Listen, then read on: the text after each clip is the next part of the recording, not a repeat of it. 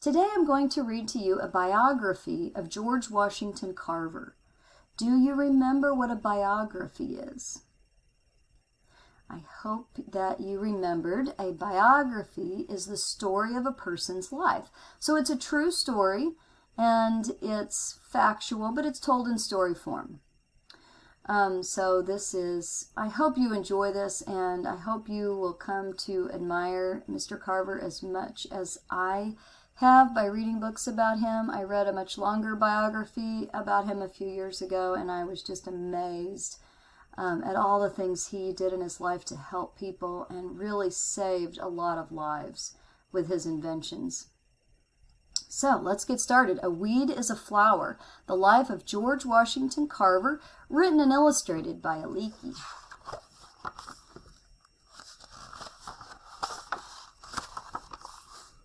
When George Washington Carver was born, he had many things against him. He was a sick, weak little baby.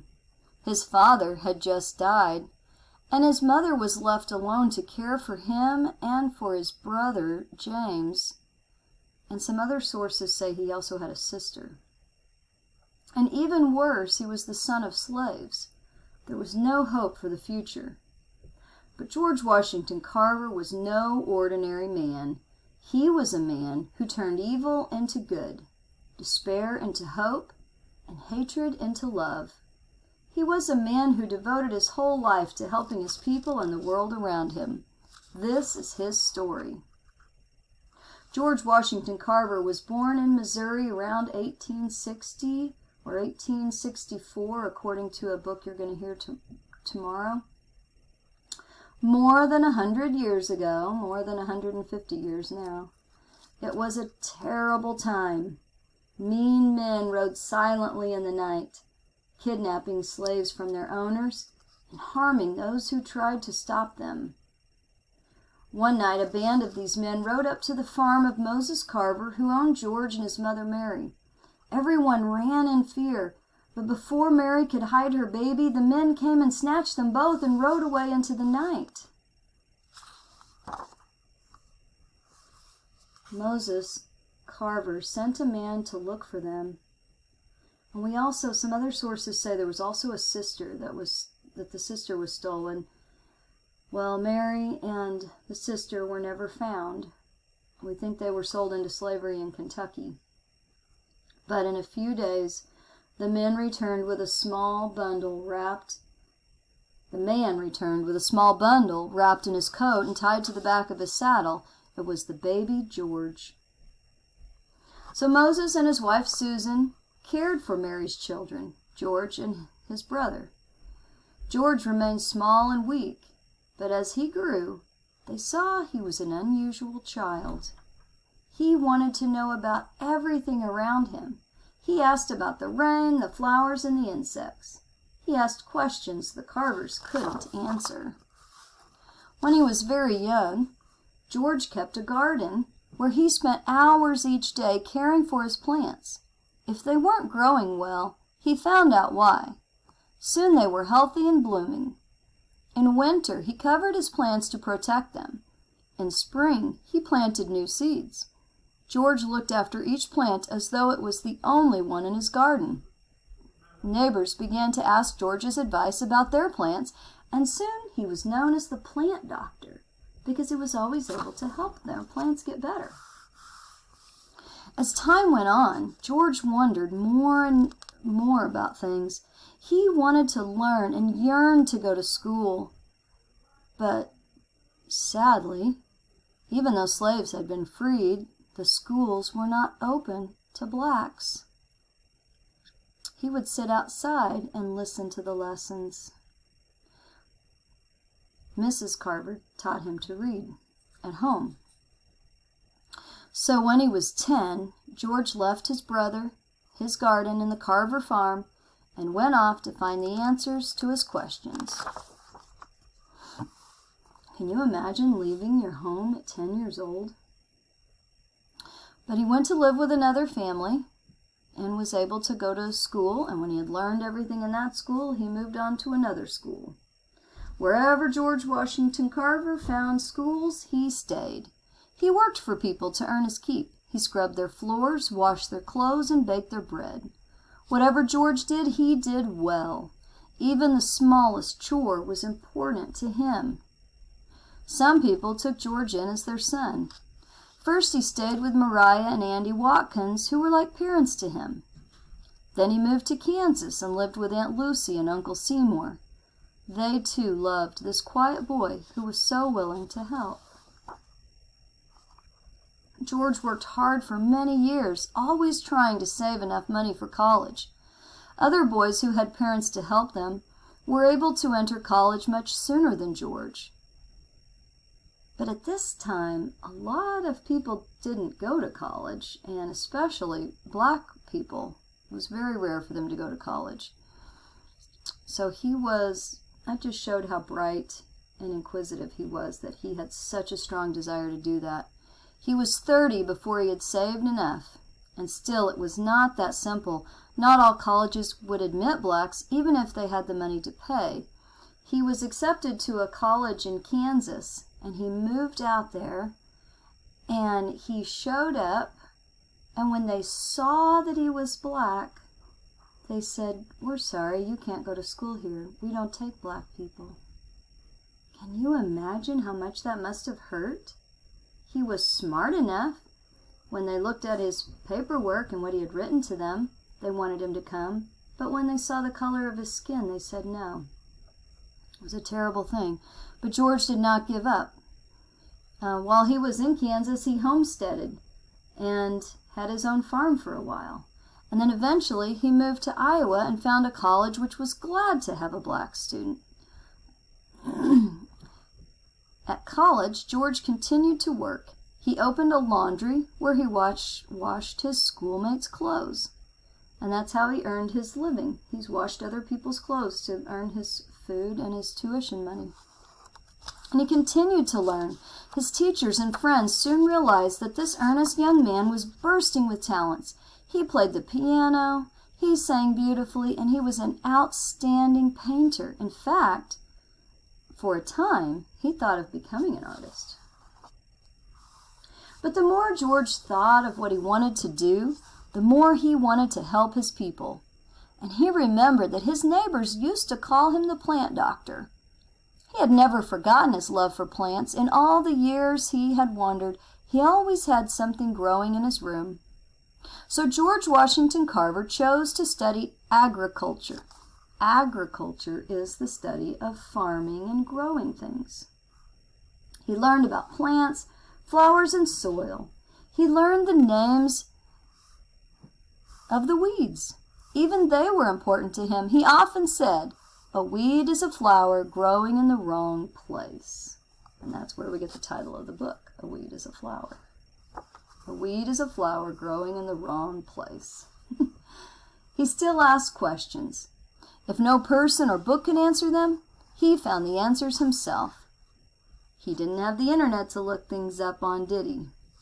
He experimented with his own plants and found secrets no one else knew. When George finished college, he began to teach. He was invited to go to Alabama, where a college for blacks needed his talent. It was there at Tuskegee Institute that George Washington Carver made his life. In Alabama, Professor Carver taught his students and the poor black farmers who earned their livelihood from the soil. He taught them how to make their crops grow better. Most of the farmers raised cotton, but sometimes the crops were destroyed by rain or insects, and the farmers couldn't earn enough to eat. Professor Carver told them to plant other things as well. Sweet potatoes and peanuts were good crops. They were easy to grow. He said that raising only cotton harmed the soil. It was better for the soil if different crops were planted each year. You see, each kind of plant takes a different kind of nutrient out of the soil. And so if you planted peanuts one year and sweet potatoes one year and then cotton one year, then they could rotate, and each plant would take something different out of the soil and put something different back in. And the soil would be better for all the plants that way. Well, the farmers did not want to listen. They liked raising cotton because they could sell it for cash. But, as we read up here, sometimes if it was destroyed by rain or insects, then they had no money at all, and they couldn't even buy food. At least if they're raising sweet potatoes and peanuts, they could eat them, right? They didn't think anybody would want to buy the sweet potatoes and the peanuts. So, Professor Carver experimented in his laboratory and found that many things could be made from the sweet potato. He made soap, coffee, and starch. He made more than 100 things from the sweet potato. He did this to make a market for the sweet potato so that the poor farmers would grow the sweet potatoes and be able to sell them for different purposes besides just eating. And even though people in those days called peanuts monkey food, Professor Carver said that they were good for people too. Besides, he found that still more things could be made from the peanut: paper, ink, shaving cream, sauces, linoleum, shampoo, and even milk. In fact, he made 300 different products from the peanut. And did you know that the fact that milk could come from a peanut saved thousands of children in Africa? They didn't have the money to have cattle to get milk from, or even goats, but they could grow peanuts and make the milk, and it kept thousands of children from starving to death after he discovered this. Once, when important guests were expected at Tuskegee, Dr. Carver chose the menu. The guests sat around the table and enjoyed a meal of soup, creamed mock chicken, mock means pretend, bread, salad, coffee, candy, cake, and ice cream. Imagine their surprise when they learned that the meal was made entirely from peanuts. Every single thing they were eating, the mock chicken, the bread, the salad, the coffee, the candy, the cake, the soup, even the ice cream, all made from peanuts. Slowly, the farmers listened to George Washington Carver. They planted peanuts and sweet potatoes. Before they knew it, these became two of the most important crops in Alabama. Soon the whole country knew about Dr. Carver and the great things he was doing. He was honored by presidents and other important people. Every day his mailbox bulged with letters from farmers and scientists who wanted his advice. He was offered great sums of money, which he turned down, because money was not important to him. Sometimes they sent him checks, and he never even cashed them. Throughout his life, George Washington Carver asked nothing of others. He sought only to help. He lived alone and tended to his own needs. He washed his clothes and patched them too. He used the soap he made and ate the food he grew. Dr. Carver was asked to speak in many parts of the world, but he did not leave Tuskegee often. He had other things to do. He continued to paint. He worked in his greenhouse and his laboratory, where he discovered many things. He discovered that dyes could be made from plants and colors from the Alabama clay. Even when he was over 80 and close to death, Dr. Carver kept working, night after night, while the rest of the town lay asleep. His light still shone in his window. The baby born with no hope for the future grew into one of the great scientists of his country. George Washington Carver, with his goodness and devotion, helped not only his own people, but all peoples of the world. He was truly a great man. Remember what Jesus said about being a servant? The first will be last, and the last will be first, and the servant of all is the greatest. So even though all George Washington Carver wanted to do was serve people, he truly became a great man. Just for fun, I want to show you real quick a spelling book that looks just like the one that he owned. And I don't know exactly at what point in his life, if he had this when he lived with the Carvers or if it was later after he went to school. But it's pretty neat that I actually accidentally bought a copy of this before I even knew that he had had one. So you can see that he has to learn to spell a lot of words just like we do. It looks like on this lesson he was working on the OU phonogram. And then there would be sentences to read about those words afterwards. Later in the book there are little stories that kind of remind me of the McGuffey Reader stories. little pictures.